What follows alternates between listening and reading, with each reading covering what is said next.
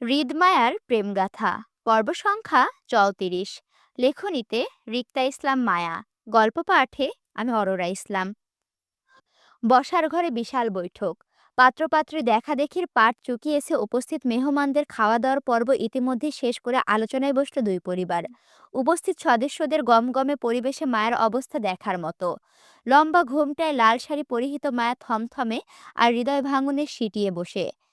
ঘোমটার আড়ালে থেমে থেমে নাক টানার শব্দ আসছে। হয়তো কান্না আটকে রাখার চেষ্টায় নাক টানছে। তবে কিছুক্ষণ পরপর হাতের টিস্যুটা চোখে লাগাতেও দেখা যাচ্ছে। মায়াকে ঘিরে বসার ঘরে চেয়ারম্যানের পরিবার সবাই রয়েছে। চেয়ারম্যান সাহেবের দুই ভাই, দুই বোন, ওনাদের ছেলে মেয়ে, ছেলের বউ, তাদের বাচ্চা কাচ্চা, আবার চেয়ারম্যান সাহেবের নিজের ৩ মেয়ে, তাদের জামাতা, নাতি নাতনি, সব মিলিয়ে প্রায় ২০-এর ঊর্ধ্বে সদস্য উপস্থিত মায়াকে পাত্র হিসেবে দেখতে। মুক্তা ফাহাদের বিয়েটা শেষ হয়েছে আজ প্রায় ৫ দিন হলো। ফি-যাত্রীতে মুক্তা ফাহাদকে নিয়ে নিজ বাড়িতে এসে চলে গেল আজ ২ দিন হলো। সে এখন নিজের শ্বশুরবাড়িতে আছে ফাহাদের সাথে। আজ মায়াকে দেখতে আসার ব্যাপারটাই হুট করেই ছিল। মায়ার পরিবার যদিও এর জন্য প্রস্তুত ছিল না, তবে ওনারা জানতো মুক্তার বিয়ের পরপরই মায়ের বিয়ের আলোচনা চলবে চেয়ারম্যান সাহেবের ছেলের সাথে। পূর্বকথা অনুযায়ী মুক্তার বিয়ের সপ্তাহখানেক পরই মায়ের বিয়েটা পারিবারিকভাবে হবার কথা ছিল। সবকিছু ঠিকঠাক ছিল, কিন্তু হুট করে নাদিমের স্কলারশিপের কাগজপত্রে কমপ্লিকেশন দেখা দেওয়ায় সে ঢাকা থেকে বাড়িতে আসছে না টেনশনে, বরং দৌড়াদৌড়ি করে কাগজপত্রের ঝামেলা মিটিয়ে নিচ্ছে। সেজন্য নাদিম মায়াকে দেখতে আজ ওর পরিবারের সাথে উপস্থিত হতে পারেনি, বরং অ্যাম্বাসিতে বসে ভিডিও কলে জয়েন হয়েছে নিজের এঙ্গেজমেন্টের রিং বদলে। এই আলোচনায় যতদিন পর্যন্ত নাদিমের ভিসার প্রসেসিং ঝামেলা শেষ না হচ্ছে, ততদিন পর্যন্ত আপাতত মায়া নাদিমের বিয়েটা পিছিয়ে যাবে। নাদিমের কাগজপত্রের ঝামেলাটা মিটিয়ে গেলেই পারিবারিকভাবে দুজনের বিয়ের দেওয়াটা হবে। তবে আজ দুই পরিবারের সম্মতিতে নাদিমের সাথে মায়ার পারিবারিকভাবে আংটি বদল হয়ে থাকবে। আলোচনায় অনুযায়ী তাই হলো। মায়ার বিয়েটা সৌভাগ্যক্রমে পিছিয়ে গেল। নাদিমের বাবা চেয়ারম্যান সাহেব তিনি নিজের হাতে মায়াকে গোল্ডের মধ্যে চকচকে একটা ডায়মন্ড রিং পরিয়ে দিলেন। মায়া হাতে রিং পরানোর সময় মায়া কান্না আটকাতে না পেরে ফুপিয়ে কেঁদে উঠল কষ্টে। এতে চেয়ারম্যান সাহেব সহ উপস্থিত সবাই মনে করলো মায়া ছোট মানুষ বলে ইমোশনে ভয়ে কান্না করছে। চেয়ারম্যান সাহেব অল্প হেসে মায়াকে আশ্বস্ত করে একটা ভরসার হাত মায়ের মাথায় বুলিয়ে দেয় কান্না না করতে। নাদিমের সপরিবারে মায়াকে সদরে গ্রহণ করে ভরসা দেয় কান্না না করতে। সবার এত এত আন্তরিকতায় মায়া আরও ফুপিয়ে ওঠে অপরাধ বোধে। মায়া এই বিয়েটা সম্পর্কে কিছুই জানতো না। হুট করে আজ সকালে জানতে পারলো মায়ের বিয়ে, তাও চেয়ারম্যানের ছোট ছেলে নাদিমের সঙ্গে। এটা নাকি আগে থেকে ঠিক করা ছিল। কই, মায়া তো এ সম্পর্কে বিন্দুমাত্র জানতো না। কিন্তু যখন মায়া এই সম্পর্কে জানতে পারে, তখন ঘোর আপত্তি জানিয়েছিল এই বিয়েটা করবে না বলে। কিন্তু কেউ মায়ের কথা বিশেষ কোনো গুরুত্ব বা পাত্তা দেয়নি, কারণ বিয়েটা পূর্ব থেকে ঠিক করা হয়েছিল বলে। তাছাড়া মায়ের কথার গুরুত্ব দেওয়ার মতো কেউ মায়াকে তেমন সিরিয়াস নেয়নি। মোট কথা, মায়া পরিস্থিতির এমন একটা ফ্যাসাদে পড়েছে যে এই মুহূর্তে নিজের পরিবার বা হৃদকে বলতে পারছে না একে অপরের সম্পর্কের কথা। মায়া বিবাহিত, সেটা কখনোই মায়া নিজের পরিবারকে বলতে পারবে না। তার কারণ, মায়ার বড় বোন মুক্তার বিয়েটা মাত্রই হলো ওই বাড়ির ছেলের সাথে। এখন যদি মায়া নিজের বিয়ের বিষয়টা জানাজানি করে, তাহলে মুক্তার শ্বশুরবাড়িতে মায়াকে নিয়ে অশান্তি তৈরি হতে পারে। এমনই সেই দিন মায়াকে রিদ ফাহাদের বাসায় ড্রপ করার সময় সেটা ওই বাড়ির কেউ সেটা ভালো চোখে দেখেনি। এই বিষয়টা মায়া বেশ বুঝতে পেরেছিল ফাহাদের মার মনোভাবে। যদিও আসিফ সবাইকে আগেই বলে রেখেছিল হৃদের মা সুফিয়া বেগম মায়াকে দেখতে চেয়েছিলেন, সেই জন্য আসিফ মায়াকে পরদিন সকালে সবার ঘুম থেকে ওঠার আগেই নিয়ে গিয়েছিল সুফিয়া বেগমের সাথে দেখা করাতে। কিন্তু তারপরও ওই পরিবারের অনেকেই মায়ের ওপর অসন্তুষ্ট ছিল মায়াকে হৃদের সঙ্গে গাড়িতে করে ফিরতে দেখে। জোর মুখে অনেক প্রশ্নও তুলেছিল, হৃদের মা সুফিয়া বেগমের মতো শক্ত মানুষের কেন মায়াকে দেখতে চাইবে? এর কি কারণ হতে পারে? সবার মতে সুফিয়া বেগম তো ফাহাদের শালিকে চিনার কথা না। যেখানে তিনি ফাহাদের বউকেই চিনে না, সেখানে আসিফকে বলে মায়াকে নিয়ে যাওয়ার বিষয়টি ছিল সবার দৃষ্টিকটুরের কারণ। হ্যানা খান অবশ্য মায়াকে কৌতূহল নিয়ে বেশ স্বাভাবিকভাবে এই নিয়ে প্রশ্ন করেছিল। সুফিয়া বেগম মায়াকে ডেকে নিয়ে কি বলেছিল সেটা জানতে চেয়েছিল। মায়া তখন উত্তরে তেমন কিছু বলেইনি, শুধু বলেছিল মায়াকে সকালে নাস্তাতে দাওয়াত দিয়েছিল তিনি, ব্যাস এতটুকুই। মায়ের সহজ সরল উত্তরটা যদিও তেমন কেউ বিশ্বাস করেনি, তারপরও সবাই সোফিয়া বেগমের হঠাৎ তলবে মায়াকে সন্দেহের তালিকায় রেখেছিল। ওই বাড়ির থেকে মায়েরা ফিরে এসেছে আজ গোটা 6 দিন হলো। এখন যদি মায়া কোনোভাবে হৃদের সাথে মায়ের বিয়ের কথাটা কোনোভাবে প্রকাশ করে, তাহলে এই মুহূর্তে তাণ্ডবের ঝড় বয়ে যাবে মায়ের ওপর দিয়ে। আবার এই বিয়েটা নিয়ে যদি মায়া এখন হৃদকে কিছু বলতে যায়, তাহলে একই তাণ্ডব ঝড় দ্বিগুণ হবে মায়ের ওপর। মায়ের পরিবার কিছু দয়া মায়া দেখালেও হৃদ নিশ্চয়ই মায়াকে আস্ত রাখবে না। কেন সে সেজেগুজে অন্যের নামে রিং পড়ল তার বউ হয়ে। মায়া অনেক রিকোয়েস্ট করে হৃদের থেকে সময় চেয়েছিল নিজের জন্য। এখন সেই হৃদের অগোচরে মায়া অন্যের পাত্রী হয়ে আংটি পর্যন্ত পরে নিয়েছে। এটা শুনলে অবশ্যই মায়াকে আস্ত রাখার কথা না। এই লোক এমনি যে ভয়ঙ্কর, তার উপর মায়া এঙ্গেজমেন্টের কথা শুনলে কি হবে সেই ভয়ে মায়া জড়সড়। ভয় আর ভীষণ অপরাধবোধে ঠোঁট কামড়ে কান্না আটকাতে চেয়েও আস্তে আস্তে ফোপাতে লাগলো মায়া। নাদিমের বড় বোন শেহনাজ নিজের হাতের ফোনটা মায়ের হাতে ধরিয়ে দিল। ভিডিও কলে নাদিমকে দেখা যাচ্ছে ক্লান্তিতে বসে, গলার ট্রাইটা ঢিলে করে ফোনের দিকে তাকিয়ে। নাদিম দেখতে সুন্দর পুরুষ বটে, পাত্র হিসেবে চমৎকার, খারাপ নয়। তবে মায়ের দিকটা ভিন্ন, সে বিবাহিত। আর এই বিষয়টি ভয়ে মায়া কাউকে বলতে পারছে না, আর না সহ্য করতে পারছে। পরিস্থিতির দায়ে পড়ে মায়া ভীষণ আতঙ্কিত।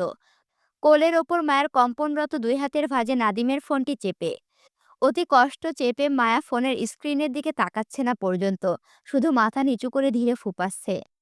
নাদিম মায়ের কান্না মিশ্রিত সুন্দর মুখটা দেখে সুন্দর হাসল। তার এই ক্লান্তির মুখে হাসিটা বলে দিচ্ছে তার প্রাপ্তির সুখটা কতটা।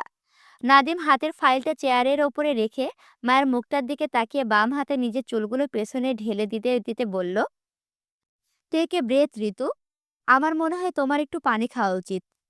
মায়া নাদিমের কথা অনাগ্রহ করে সেইভাবে মাথা নিচু করে বসে রইল, চোখে জল কিন্তু মুখে কোনো শব্দ নেই।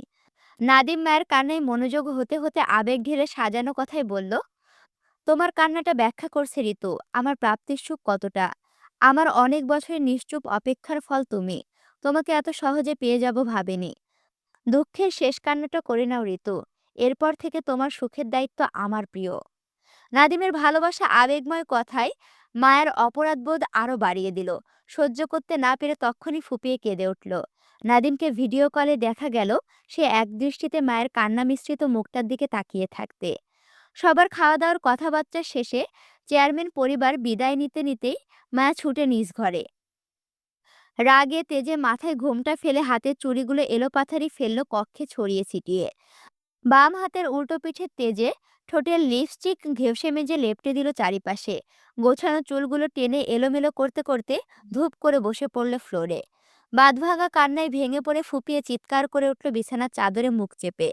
দুপা ভেঙে কাতর হয়ে ফ্লোরে বসে বিছানায় মুখ গুজে হাউমাউ করে চিৎকার করে উঠল বুক ফাটা আর্তনাদে। মায়ের কান্না দেওয়াল ভেঙে বাইরে গেলেও নিচতলায় পৌঁছালো না আপনজনদের কানে। আপাতত মায়ের পরিবারের সবাই ছোট মেয়ের বিয়ে ঠিক হবার খুশিতে নিচতলায় বৈঠকে ঘরে বসে, যার জন্য হৃদয়ভঙ্গুর মায়ের আর্তনাদের চিৎকার কারো কান ভেদ করতে পারছে না, এমনকি জুয়েরও না। সবার ধারণা মায়া ছোট মানুষ হওয়াতে এই বিয়েটাকে সে স্বাভাবিক ন্যায় মেনে নিতে পারছে না। তবে দুদিন গেলে এমনি ঠিক হয়ে যাবে, মায়াও বিয়েটা হাসি খুশি মেনে নেবে, এমনটা জুয়েরও ধারণা ছিল। সেই জন্য উদাস জুঁই মায়ের মনের খবর রাখে না বেশ প্রায় কয়েকদিন হলো। যেখানে জুঁয়ের নিজের মন মানসিকতা ঠিক নেই, সেখানে অন্যের মনের খবর কিভাবে রাখবে সে। সেই দিন রাতে অয়নের সাথে ঝামেলা হবার পর থেকে জুঁই আর অয়নের সাথে যোগাযোগ করে না। যদিও অয়ন ফোন দেয়, তাহলে জুঁই সেটা রিসিভ করে না। মেসেজ পাঠালে না পড়ে ডিলিট করে দেয়। মূল কথা, জুঁই কোনোভাবে অয়নের সাথে যোগাযোগ রাখতে চাচ্ছে না। অয়নকে জুঁইয়ের বেঈমান প্রতারক মনে হয়। তাছাড়া জুঁইয়ের ভালো লাগা অয়নের প্রতি নয়, রাদিফের প্রতি ছিল। যেখানে মানুষটাই ভুল, সেখানে জুঁই কেন আয়নের সঙ্গে কথা বলে ভুল বোঝাবুঝি ভাঙবে? কিসের জন্য?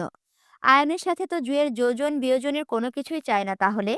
মন ভাঙনে উদাস জুঁই নিজের পরিবারের হইচই দেখল মায়ের বিয়েটা নিয়ে। তারপর কয়েক সেকেন্ড সেখানে দাঁড়িয়ে থেকে হাঁটল সিঁড়িঘরের দিকে। উদ্দেশ্য, দোতলায় নিজের ঘরে যাবে।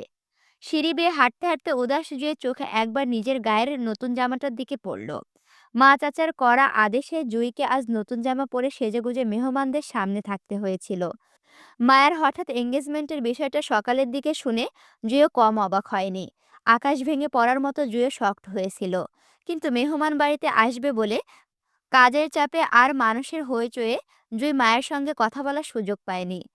মায়া তো বিবাহিত, যদিও স্বামীর সন্ধান এখনো পায়নি। কিন্তু তারপরও তো মায়া বিবাহিত। বিবাহিত মেয়ের তালাক না হওয়া পর্যন্ত আরেকটা বিয়ে করা জায়েজ না। এই অবস্থায় অবশ্য ওদের পরিবারের বড়দের সঙ্গে কথা বলা উচিত। কিন্তু তার আগে জুঁই মায়ের সঙ্গে একবার কথা বলতে চাই। জুঁই মায়াকে বুঝাবে অজানা স্বামীর পিছনে পড়ে না থেকে এই বিয়েটাকে মেনে নিতে। নাদিম ভালো ছেলে, দেখতে শুনতেও কত সুন্দর, মায়ের সাথে মানাবে ভালো। জুঁইয়ের মনস্তাত্ত্বিক চিন্তাভাবনার মাঝেই ফ্ল্যাটের দরজা খুলে ভেতরে প্রবেশ করতে কারো তীব্র চিৎকারের ফুঁপানিতে শুনতে পেয়ে মুহূর্তে চমকে ওঠে জুঁই।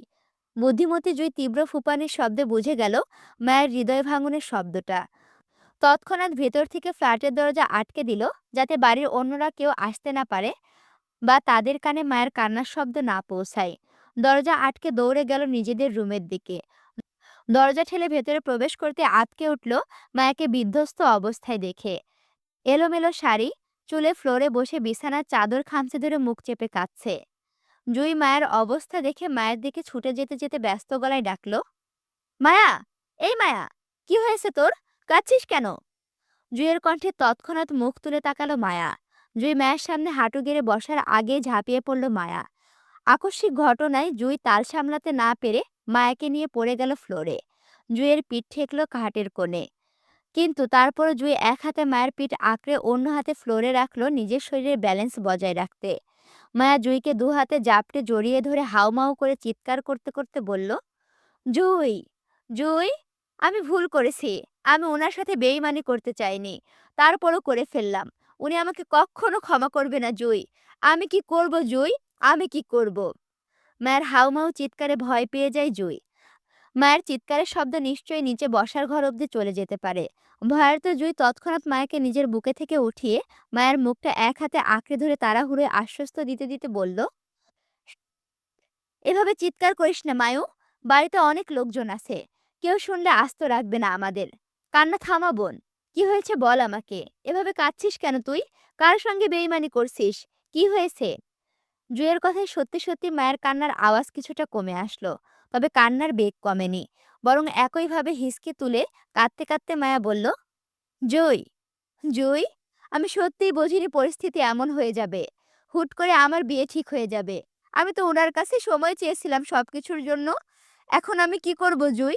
কিভাবে সবটা সামলাবো? উনি আমাকে বিশ্বাস করবে না জুই। বলবে আমি প্রতারণা করেছি। মায়ের কোনো কথার অর্থ বোধগম্য হলো না জুইয়ের। মূলত জুই বুঝতেই পারছে না মায়া কার জন্য কিসের সময় চেয়েছিল। জুই বলল, কার কথা বলছিস তুই? কিসের প্রতারণা হবে? আমি উনার কথা বলছি। উনি কে আবার? মায়া বউ হয়ে হৃদের নামটা সরাসরি নিতে চাচ্ছে না বলে জুইকে বোঝানোর জন্য ঘুরিয়ে পেঁচিয়ে বলল, আপুর ভাসুর। কোন আপুর ভাসুরের কথা বলছিস তুই? মুক্তা আপুর। মায়ের কথায় কপাল কুঁচকে আসে জুয়ের। ওর জানা মতে ফাহাদের নিজের কোনো বড় ভাই নেই, সে নিজেই বাড়ির বড় ছেলে। তাহলে মায়া ফাহাদের কোন ভাইয়ের কথা বলছে? জুই পুনরায় জানতে চেয়ে একইভাবে বলল, তুই কার কথা বলছিস? একটু খুলে বলবি মায়ু? হৃদয় ভাঙ্গুর মায়ের এটা মাথায় নেই যে সে নিখোঁজ স্বামী হৃদকে খুঁজে পাওয়ার বিষয়টা এখনো পর্যন্ত জুইকে বলা হয়নি। তাই স্বাভাবিকের ন্যায় জুই এখন পর্যন্ত জানে না মায়ের নিখোঁজ স্বামীকে খুঁজে পাওয়ার বিষয়টি। সেজন্য জুইয়ের পরপর প্রশ্নগুলো খুবই ধারাবাহিকভাবে আসছিল। যেহেতু সে অক্ষত মায়ের নিখোঁজ স্বামীকে খুঁজে পাওয়া নিয়ে অজ্ঞাত নয়, তাই মায়ের উনি সম্পর্কে প্রশ্নগুলো স্বাভাবিকের ন্যায় ছিল না জুইয়ের পক্ষ থেকে। কিন্তু মায়ার জুঁইয়ের পরপর প্রশ্নগুলো অহেতুক মনে হওয়ার অনেকটাই বিরক্ত হয়ে জুঁই ঠেলে দূরে সরিয়ে দিতে দিতে বলল, তুই যা তো জুঁই, আমার কষ্ট আর বাড়াস না, ভালো লাগছে না। মায়া জুঁইকে দূরে ঠেলে দিতে চাইলেও জুঁই মায়ের হাত ধরে থামিয়ে কাছে টেনে নেয়। একইভাবে মায়াকে জড়িয়ে ধরে বুঝিয়ে বলতে চেয়ে বলল, এমন করছিস কেন জান? তুই তো আমার কলিজা। তুই আমাকে বুঝিয়ে না বললে আমি কিভাবে বুঝবো বল? তুই কার কথা বলছিস বল? জুয়ের কথায় মায়া নরম হলো। কাঁদতে কাঁদতে বলল, আপুর ভাসুর হৃদ খানের কথা বলছি আমি। মায়ের কথা শেষ হতে হতে তৎক্ষণাৎ পরবর্তী প্রশ্ন আসলো জুয়েরও হতে স্বাভাবিকের ন্যায়। আপুর ভাসুর হৃদ খানের সাথে তোর কি সম্পর্ক বোন? তুই উনার কথা কেন বলছিস? কি করেছে উনি? আবার বাজে ব্যবহার করেছে তোর সাথে? এই জন্য কাঁদছিস? জুয়ের পরপর প্রশ্নে মায়ের মনে পড়ল মায়া ওর নিখোঁজ স্বামীকে খুঁজে পাওয়ার বিষয়টা এখনো জুইকে জানানো হয়নি। এইদিকে মায়ের মন ভালো নেই। কত বড় ঝড়ঝাপটা যাচ্ছে ওর ওপর দিয়ে। এই পরিস্থিতিতে মায়া মোটেও ইচ্ছে করছে না জুঁইকে সবকিছু খুলে বলতে। কিন্তু এই মুহূর্তে জুঁইকে কিছু না বললেও মায়া সমাধান পাবে না। সেই জন্য মায়া হৃদকে খুঁজে পাওয়ার বিষয়টি সংক্ষিপ্তে জানিয়ে বলল, আমার যার সাথে বিয়ে হয়েছিল সে হৃদ খান ছিল জুঁই। মানে আমার নিখোঁজ স্বামী ওই লোকটা হৃদ খান ছিল। মায়ের কথায় আকাশ সমান শক্ত হলো জুঁই। অতি শক্তে বোবা বনে গেল জুঁই। মায়ের দিকে ফ্যালফ্যাল করে তাকিয়ে রইল কয়েক পলক। জুঁইয়ের মস্তিষ্ক মায়ের কথাটা টনক নড়তে জুঁই শঙ্কিত গলায় মায়াকে শুধিয়ে আবারও জানতে চেয়ে বলল, মানে কে তোর স্বামী? হৃদ খান। আতঙ্কিত জুঁই হতভম্ব হয়ে তাড়াহুড়োয় মায়াকে পুনরায় শুধিয়ে জানতে চাইল, হৃদ খান? মানে খান বাড়ির বড় ছেলে হৃদ খান? ফাহাদ জিজুর কাজিন বড় ভাই হৃদ খানের কথা বলছিস তুই? জুয়ের হতভম্ব মুখটার দিকে তাকিয়ে মায়া মাথা কাত করে সম্মতি দিল, যার অর্থ হ্যাঁ, এই হৃদ খানই। মায়ের সম্মতি পেতেই জুই তবদা খেয়ে বসল। এই লোকের সাথে তোর বিয়ে হয়েছিল জান? মায়া আবারও ঘাড় কাত করে সম্মতি দেয় জুইকে। জুই একই ভঙ্গিতে আবার বলল, জান, তুই জানলি কিভাবে হৃদ খান তোর নিখোঁজ স্বামীর হয়? হৃদ খান নিজে বলেছে তোকে? মায়া মাথা নাড়িয়ে অসম্মতি জানাতে জানাতে বলল, উনি বলেনি, আমি নিজে নিজে জেনেছি আপুর গায়ে হলুদের রাতে। যেই দিন আমরা ফাহাদ ভাইয়ের বাড়িতে গিয়েছিলাম হলুদ নিয়ে, সেই দিন আমি বুঝতে পারি হৃদ খান ওই লোকটা ছিল। সংক্ষিপ্তে মায়া জুঁইকে অল্প স্বল্প বিস্তারিত বলে ফেলল হৃদকে খুঁজে পাওয়ার বিষয়টি নিয়ে। সব শুনে জুঁই তবদা খেয়ে বসে রইল। এবার মায়ের মতো জুঁইয়েরও মনে হচ্ছে হৃদ পূর্ব থেকে মায়ের সম্পর্কে জানতো, আর সবকিছু জেনে বুঝে সে মায়াকে এতদিন নাকে দড়ি দিয়ে চারিপাশে ঘুরাতো। কিন্তু এখন বড় কথা হলো, মায়া নিজের স্বামীকে চেনার চেয়েও বড় বিপদ হলো হৃদ খান মায়ের স্বামী হয় সেটা। সেই দিন মায়া সুফিয়া বেগমের ডাকে ওনার বাসায় গিয়েছিল, সেই বিষয়টা ফাহাদের বাসার কেউ পছন্দ করেনি। এমনকি এটা নিয়ে মায়ের অগোচরে কথাও হয়েছিল বেশ। বড় বোন হিসেবে মুক্তাকে এই নিয়েও টুকটাক বেশ কিছু শুনতে হয়েছিল ওই বাড়ির আত্মীয়দের থেকে। এখন যদি সবাই জানাজানি হয় মায়ের ঈদের সম্পর্কে, তাহলে সবচেয়ে বেশি ইফেক্ট পড়বে মুক্তা ফাহাদের সম্পর্কের ওপর। মায়ের জন্য মুক্তার বিয়েটা ভাঙতে বসে তাহলে? জুই সেসব কথা ভেবে আতঙ্কে মায়াকে প্রশ্ন করে বলল, এই জন্য সেই দিন হৃদ খানের মা তোকে ডেকে পাঠিয়েছিল দেখা করতে? উনি জানেন তোদের সম্পর্কের কথা? মায়া ঘাড় কাত করে সম্মতি দিতে দিতে নাক টেনে বলল, হুম। উনি মেনে নিয়েছে তোকে? হুম। এত সহজে মেনে নিল? ঝামেলা করেননি? না। মায়ের কথায় জুই টেনশনে চিন্তিত গলায় বলল, মায়া, আমার অনেক টেনশন হচ্ছে সবকিছু নিয়ে। তোর সামান্য হৃদ ভাইয়ের আম্মুর সাথে দেখা করাটা নিয়ে ওই বাড়ির সবাই কেমন বাঁকা চোখে তোকে দেখলো। তারপর মুক্তা আপুকে আকারে ইঙ্গিতে অনেক কথা শুনতে হয়েছিল তোকে নিয়ে। তোকে খোলামেলা একা কোথাও না ছাড়তে। যুগ ভালো না, হ্যান ত্যান। এখন যদি জানাজানি হয় তোর সাথে হৃদ ভাইয়ের বৈবাহিক সম্পর্ক আছে, তাহলে কেউ সেটা ভালোভাবে মানবে না মায়া। এমনকি তোর বিয়ের জন্য সবচেয়ে বেশি সাফার মুক্তা আপুকেই করতে হবে। আমি দেখেছি মায়া, ওই বাড়ির মানুষজন সুবিধার নয়। তাছাড়া আমি যতটুকু জানি হৃদ খানের সাথে ওই বাড়ির মেয়ে শশী আপুর বিয়ে ঠিক করে রেখেছে সবাই। এই অবস্থায় তোকে কেউ গ্রহণ করতে চাইবে না মায়া। তার চেয়ে বড় ব্যাপার হলো, তোর বিয়ে ইতিমধ্যেই ঠিক হয়ে গেছে। তুই অলরেডি এঙ্গেজড। এখন যদি তোর সাথে হৃদ খানের সম্পর্কের কথা পরিবারে জানাস, তাহলে কিয়ামত নেমে আসবে মায়ও। আমার বাবা তোর বাবা মিলে কিয়ামতের আলামত দেখাই দিবে সবাইকে। এতে মুক্তা আপুর শ্বশুরবাড়ি, চেয়ারম্যানের পরিবার, আমাদের পরিবার, এই তিনটা পরিবারের মধ্যে সব সম্পর্ক একেবারে শেষ হয়ে যেতে পারে মায়া। এমন একটা পরিস্থিতিতে তুই দাঁড়িয়ে আছিস, যেদিকে যাবি সেই দিকেই তুই মরবি। আমি তো কোনো পথ খোলা দেখছি না মায়ু। কি করবি তুই? জুয়ের সাথে বাচ্চা আলোচনে মায়ের কান্না অনেকটাই কমে এসেছে। কিন্তু জুয়ের লাস্ট কথাগুলো মায়ের হেঁচকি তোলা কান্নাটা আবারও দ্বিগুণ হয়। জুই সত্যি বলছে, মায়ের আসলেই কিছু করার নেই। সত্যিটা এই মুহূর্তে নিজের পরিবারকে জানালে পরিস্থিতি আরো ভয়াবহ হবে। মাত্র মুক্তার বিয়ে হয়েছে ওই পরিবারের সাথে। মায়া চায় না ওর জন্য কোনো ঝামেলা হোক। আবার হৃদকেও সত্যিটা বলতে পারবে না। হৃদকে সত্যিটা বলা মানে দুই পরিবারে ওদের বৈবাহিক সম্পর্কটা এমনি জেনে যাওয়া। মায়ের ছোট মস্তিষ্ক বুদ্ধি খেলিয়ে বুঝতে পারল না আসলে এমন পরিস্থিতিতেই ওর কি করা উচিত। জুই মায়াকে পুনরায় ডুকরে কেঁদে উঠতে দেখে মায়ের দুহাত চেপে আশ্বস্ত দিয়ে বলল, হৃদ ভাই তোকে বউ হিসেবে গ্রহণ করেছে মায়ু। মায়া কাঁদতে কাঁদতে সম্মতি দিতে জুই পুনরায় বলল, কি বলে গ্রহণ করেছে? তোকে নিয়ে সংসার করতে চায় এমন কিছু বলেছেন উনি? মায়া কাঁদতে কাঁদতে নাতে মাথা নাড়িয়ে বলল, এমনটা বলেনি। তবে আমি বুঝি উনি আমাকে পছন্দ করে। মায়ের কথায় জুই অসন্তুষ্ট গলায় ঝেড়ে বলল, বেশি বুঝিস তুই। অল্প বয়সে পেকে গেছিস। পুরুষ মানুষের মুখে বলে ওয়াদা করেও একটা সময় সেই ওয়াদা রক্ষা করে না, খেলাপ হয়ে যায়। আর রিদ খান তোকে পছন্দ অপছন্দের ব্যাপারে কিছু বলেনি, অথচ তুই 2 লাইন বেশি বুঝে আসিস। উনি তোকে পছন্দ করলে অবশ্যই মুখে বলতো মায়া। জুইয়ের কথায় মায়া হৃদের হয়ে সাফাই দিতে দিতে বলল, উনি তো ওনার মার সাথে আমাকে বউয়ের পরিচয় দিয়ে দেখা করিয়ে দিয়েছে জুই। ওনার মা চাচ্ছিল আমাদের বিয়ের ব্যাপারটা আমার পরিবারে জানাতে, কিন্তু আমি ওনাদের থেকে সময় চেয়ে অন্য ছেলের সঙ্গে এঙ্গেজড হয়ে গেছি। তাহলে বেইমানিটা তো আমিই করেছি জুই, তাই না? মায়ের কথায় জুই আপাতত আর কিছু ভাবতে পারল না। পরিস্থিতি এখন অনেক গরম। এই অবস্থায় কিছুতেই মায়ের বিয়ে সম্পর্কে পরিবারে জানানো যাবে না। বরং আর কয়েকদিন গেলে পরিস্থিতি বুঝে না হয় এই বিষয় নিয়ে আরিফের সঙ্গে কথা বলবে ওরা দুজন। আপাতত ওরা দুজন এখান থেকে ভালোই ভালোই চট্টগ্রামে পৌঁছাতে পারলে হলো। তখন না হয় বুঝে শুনে সবাইকে জানানো যাবে এই বিষয়ে। মায়াও না হয় তখন রিতকে এইসব বিষয়ে বলবে, আপাতত এখন কিছু না বলে। জুয়ের যুক্তিটা মায়েরও পছন্দ হলো। মায়া ভাবল, পরিবারের মাঝে থেকে যদি এখন কিছু বলে, তাহলে সবাই মায়াকে ঘরবন্দি করে ফেলতে পারে। তখন মায়া চাইলেও হৃদের সাথে আর যোগাযোগ করতে পারবে না।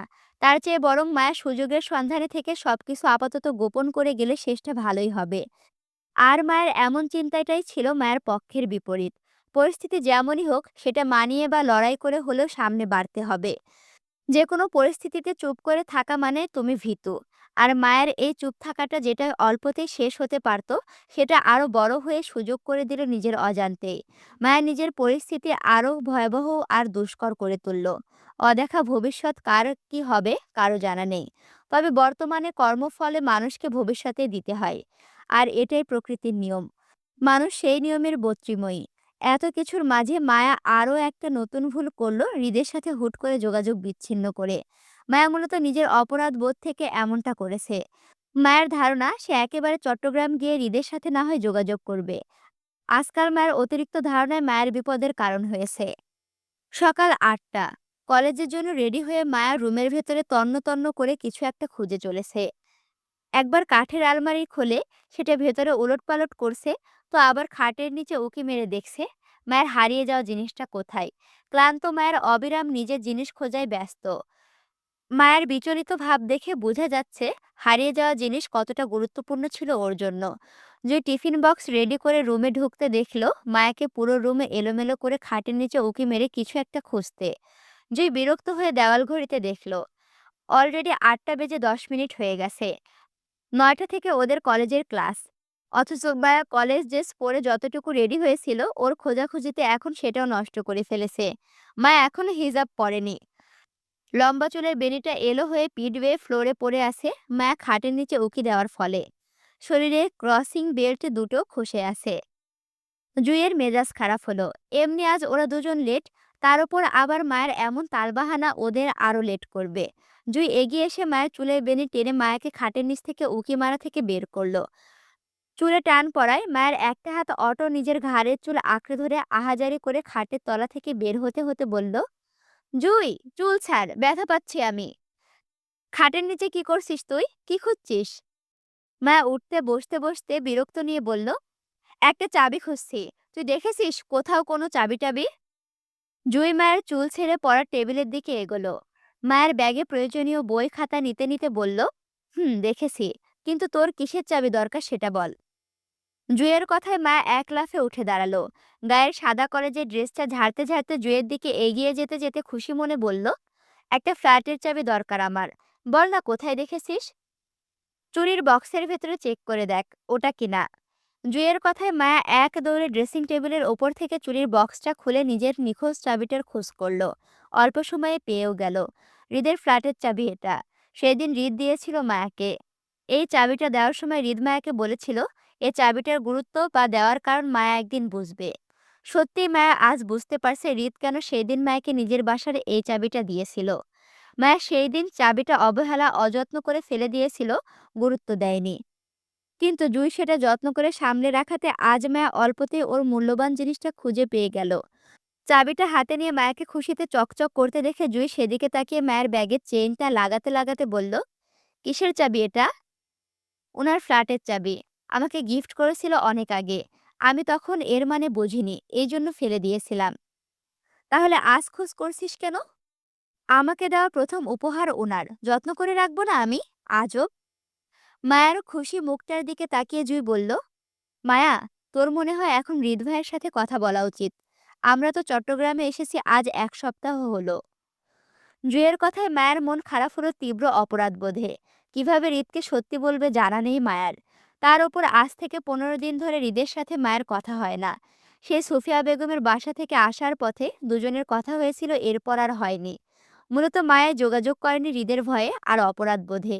হৃদ যে কল করবে সেই উপায় নেই। মায়া ওদের হাতের ফোনে সিমটা খুলে রেখেছে যাতে হৃদ কল দিতে না পারে। বাসায় আপাতত ওরা আরিফের ফোন থেকে কথা বলে। জুয়েরও ফোনের প্রয়োজন হয় না আজকাল, কারণ ও কথা হয় না আয়নের সাথে। জুয়ের কথায় মায়ের ভয়টা আরো বাড়ল। হাতের চাবিটা মুঠোয় চেপে নিতে নিতে মিনমিনিয়ে গলায় বলল, পরশু তো আমাদের কলেজ ট্যুর আছে, সেখান থেকে ফিরে না হয় কথা বলবো ওনার সাথে। মায়ের কথায় জুই আপোষে সম্মতি দিতে দিতে বলল, তোর ইচ্ছা, এবার চল, আমাদের দেরি হচ্ছে। জুই মায়ের ব্যাগটা ছেড়ে নিজের ব্যাগটা কাঁধে তুলে নিতে মায়া মাথায় সাদা হিজাবটা বেঁধে নিল। জুই টিফিন বক্স হাতে নিয়ে, মায়াও নিজের কাঁধে ব্যাগ ঝুলিয়ে জুইয়ের পেছন পেছনে এগোতে এগোতে বলল, তুই তো পরে আর কিছু বললি না জুই। কোন বিষয়ে? আয়ন ভাইয়ের ব্যাপারে। বলার মতো কিছু থাকলে অবশ্যই বলতাম, কিন্তু আমি তো জানি তুই আয়ন ভাইকে পছন্দ করতি।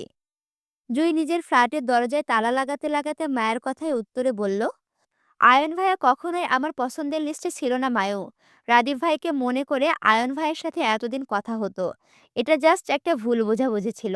এখন দুজনের ভুল বোঝাবুঝি ভেঙে গেছে, তাই কেউ কারোর সাথে কথা বলার প্রশ্নই ওঠে না। জুইয়ের কথায় মা অসন্তুষ্ট হয়ে বলল, ভুল বোঝাবুঝি শুধু তোর তরফ থেকে ছিল জুই। আয়ন ভাইয়া শুরু থেকেই জানতো ফোনের অপর পাশের মেয়েটা তুই ছিলি। তোকে জেনে শুনে কথা বলে গেছেন তিনি। এখানে ওনার অপরাধ নেই। তুই অন্তত একবার ওনার সাথে কথা বলে দেখতে পারিস কি বলে উনি। আর নয়তো ওনার করা মেসেজগুলো অন্তত একবার পরে ডিলিট করিস। তাহলে বুঝতে পারবি দোষটা কার। আমি আদালত নয় যে ন্যায় অন্যায় দেখতে যাব। যেটা চলে গেছে সেটা চলে গেছে। আমি এখন কারো দোষগুণ দেখতে চাই না। তুই চল। কিন্তু জুই, আয়ন ভাই তো তোকে। জুই অনেকটা ধমকের স্বরে মায়াকে থামিয়ে দিতে দিতে বলল, মায়া, আমাদের দেরি হচ্ছে, চল।